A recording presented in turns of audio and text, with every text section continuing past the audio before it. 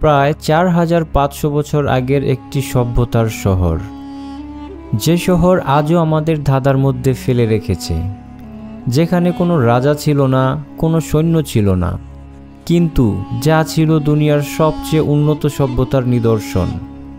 কোন সভ্যতা প্রায় 4000 বছর আগে এমন শহর বানাতে পেরেছিল, যেখানে ছিল পরিকল্পিত রাস্তা, নর্দমা এবং আধুনিক প্রযুক্তির ছাপ, যা পৃথিবীর প্রাচীনতম শহরগুলোর অন্যতম। আজকের ভিডিওতে আপনাদেরকে জানাবো মহেঞ্জোদারো সম্পর্কে। আর মহেঞ্জোদারোর সম্পূর্ণ ইতিহাস জানতে আমাদের ভিডিওর শেষ পর্যন্ত দেখুন। আর আমাদের চ্যানেলে নতুন হয়ে থাকলে অবশ্যই লাইক, কমেন্ট এবং সাবস্ক্রাইব করে বেল আইকনে ক্লিক করে দিবেন।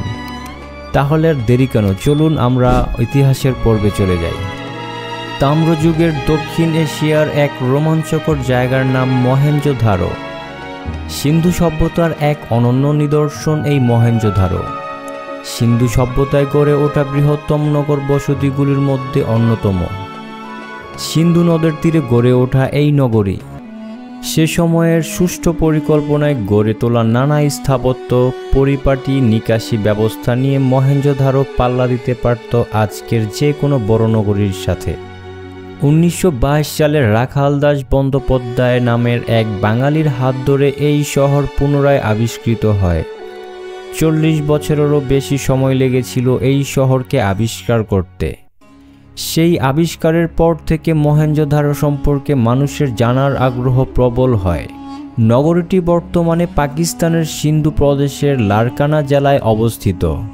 এটি 5500 বছরের পুরনো বলে এতদিন মনে করা হলেও বর্তমানে নেচার ম্যাগাজিনের এক গবেষণায় প্রতিবেদন থেকে জানা যায় নগরটি প্রায় 8000 বছরের পুরনো। ইউনেস্কো এই শহরটিকে বিশ্ব ঐতিহ্যের অংশ হিসেবে ঘোষণা করেছে 1980 সালে। মহেঞ্জোদারো একটি সন্ধি শব্দ, যার অর্থ মৃত পাহাড়। যদিও সেই শহরের আসল নাম কী ছিল তা এখনও স্পষ্ট নয়।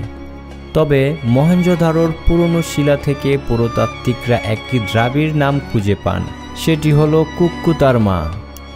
মহেঞ্জোদারো গড়ে ওঠার সময়কাল আন্দাজ 2600 খ্রিস্টপূর্ব এবং ধরা হয় আনুমানিক 1500 খ্রিস্টপূর্বে এটি জনশূন্য শহরে পরিণত হয়। শহরটি ছিল বিশ্বের প্রাচীনতম শহরগুলোর অন্যতম এবং প্রাচীন মিশর, মেসোপটেমিয়া এবং ক্রিটের সভ্যতার সমসাময়িক। পানিপথে অন্য নগরীর সাথে যোগাযোগের প্রধান মাধ্যম ছিল এই শহরেও, তাই এই অঞ্চলের বাইরের মানুষ আগমন খুব কঠিন ছিল।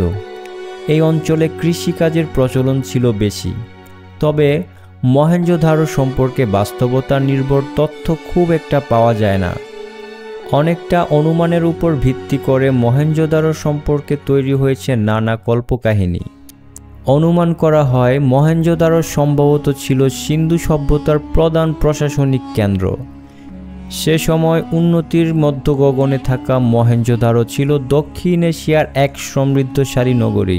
এই শহরের নগর পরিকল্পনা ও ইঞ্জিনিয়ারিং ব্যবস্থা ছিল অন্যান্য শহরগুলোর থেকে অনেক এগিয়ে। সিন্ধু সভ্যতায় বসবাসরত অধিবাসীদের নিকট এই শহর ছিল অতি গুরুত্বপূর্ণ। প্রত্নতত্ত্ববিদদের মতে মহেঞ্জোদারো ছিল এতটি মহাশস্য সাগর। গ্রাম অঞ্চল থেকে গরুর গাড়ি করে আনা শস্য জমা রাখা হতো এই শস্য ভাণ্ডারে। শস্য শুকিয়ে রাখার ব্যবস্থাও ছিল এখানে।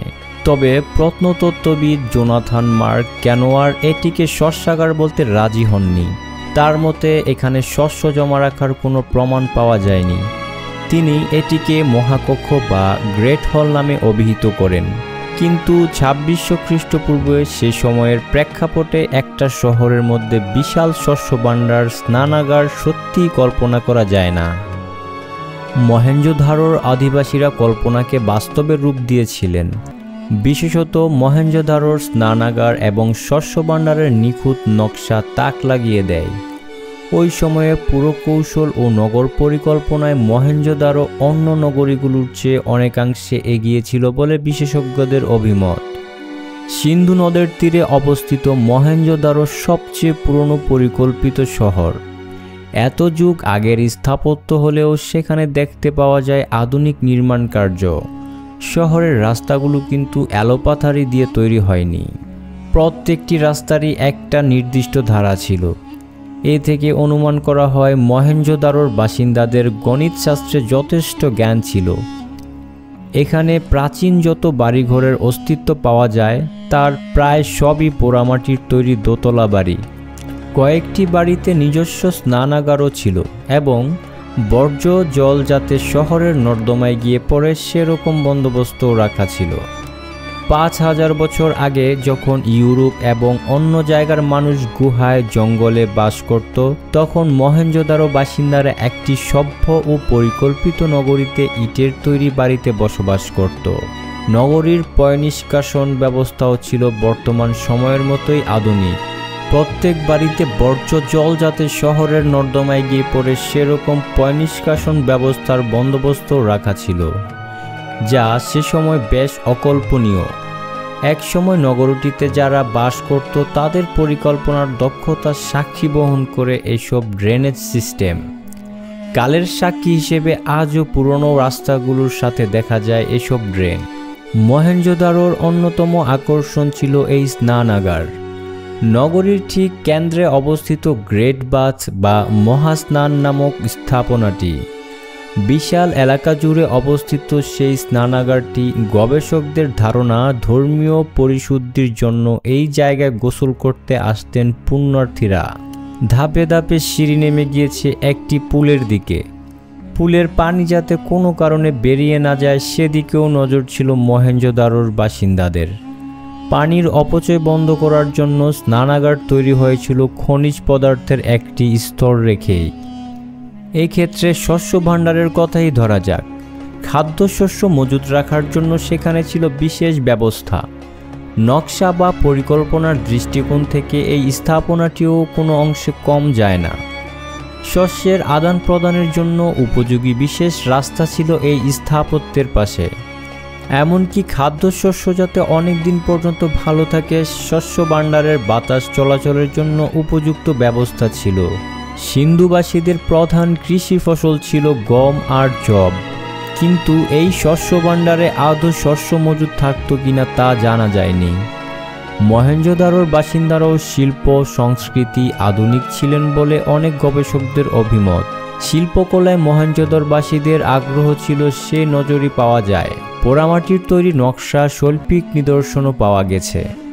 অধিবাসীদের মধ্যে অলঙ্কার ব্যবহারের প্রচলন ছিল।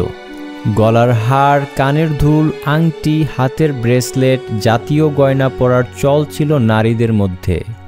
শুধু তাই নয়, মহেঞ্জোদারোর বাসিন্দারা নাচ, গান ও খেলাধুলায় বেশ পারদর্শী ছিল।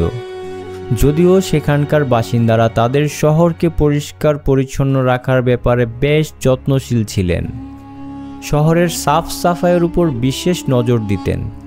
বিশেষজ্ঞদের মতে মহেঞ্জোদারো বেশ সমৃদ্ধ অঞ্চল ছিল। মহেঞ্জোদারোর হাতির দাঁত, বিভিন্ন ধরনের পাথর থেকেই এই মতেই পৌঁছানো যায়। মহেঞ্জোদারো ছিল তৎকালীন সময়ের নাগরিক সভ্যতা। নগরীর শাসন ব্যবস্থা সম্পর্কে তেমন একটা জানা যায়নি, তবে সমকালীন মিশরীয় সভ্যতার শাসন কাঠামো লক্ষ্য করে অনুমান করা হয় এক ধরনের পুরোহিততান্ত্রিক শাসন এখানে প্রতিষ্ঠিত ছিল। এ নিয়ে শক্তিশালী কোনো তথ্য প্রমাণ মিলেনি। নিখুঁত নগর নির্মাণের মতোই চমকে দেয় মহেঞ্জোদারোর পতন। অনেকে বলেন সিন্ধু নদীর আকস্মিক গতি পরিবর্তনের কারণেই হয়তো মহেঞ্জোদারো এবং সামগ্রিকভাবে সিন্ধু সভ্যতার পতন ঘনিয়ে এসেছিল।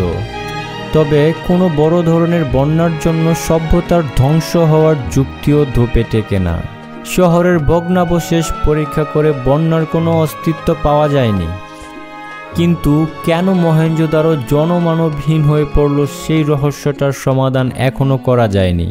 শোনা যায় মহেঞ্জোদারো নাকি প্রায় 7 বার ধ্বংস করে 7 বার নাকি নতুন করে তৈরি করা হয়েছিল সেই পুরনো শহরের উপরেই। প্রায় 250 একর জমির উপর টিপির নিচে লুকিয়েছিল মহেঞ্জোদারো। মহেঞ্জোদারোর বিভিন্ন স্তূপ থেকে খুঁজে পাওয়া গিয়েছে সে সময়ের বিভিন্ন মূর্তি, যেগুলোর অধিকাংশই ভাঙা। এই মূর্তিগুলো ঐতিহাসিক গবেষণার কাজে বা সিন্ধু সভ্যতাকে আরও বিস্তারিতভাবে জানার কাজে খুবই গুরুত্বপূর্ণ। হারিয়ে যাওয়া এই সভ্যতা এখনও অনেকের কাছে রহস্যের আধার। এমন অনেক অনেক রহস্যময় স্থাপনা আমাদের এই পৃথিবীতে স্থাপন করে গিয়েছিলেন প্রাচীনকালের মানুষগণ। মানবজাতির তৈরি এরকম রহস্যময় স্থাপনা রুমেলি দুর্গ, যা ইস্তাম্বুলের তুর্কিতে অবস্থিত। রুমেলি দুর্গ সম্পর্কে জানতে আমাদের এই ভিডিওটি দেখুন। আর আমাদের চ্যানেলে নতুন হয়ে থাকলে অবশ্যই লাইক, কমেন্ট, সাবস্ক্রাইব করে বেল আইকনটিতে ক্লিক করে আমাদের পাশে থাকুন এবং আপনার মূল্যবান মতামত দিয়ে জানিয়ে যাবেন যে পরবর্তী ভিডিওটি কোন জায়গা নিয়ে হতে পারে।